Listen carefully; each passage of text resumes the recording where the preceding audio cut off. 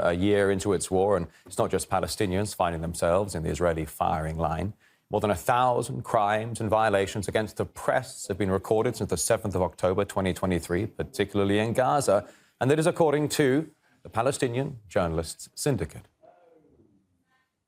The syndicate emphasized that these journalists paid the ultimate price for conveying the truth to the world, and the Israeli occupation sought to suppress this truth through targeted assassinations.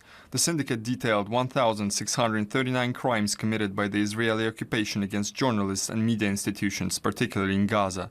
According to monitoring by the Freedom Committee, 167 journalists and media workers have been killed by the Israeli occupation since October 7, 2023, including 21 female journalists. Well, over now to RT correspondent Omar Natsal from Gaza, sharing details about the risks the Palestinian journalists face covering the events in the Middle East. Palestinian journalists play a professional role by covering the events happening on the ground. Specifically, they document the crimes committed by the occupation against the Palestinian people, whether in Gaza, the West Bank or other places where Palestinians live.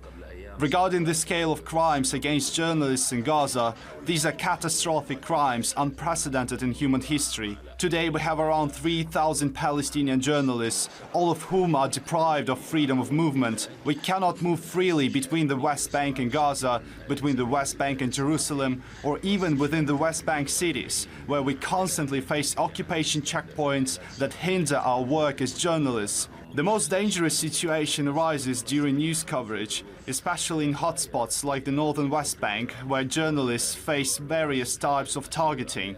They are shot at, tear gas is used against them, and in some cases there are attempts to kill them, like what happened 3 weeks ago in Jenin. A military bulldozer attacked a group of journalists, trying to run them over, before they managed to take shelter in a small corner of the city. Today, the entire Middle Eastern region, especially the Arab world, possess a high-risk environment for journalists.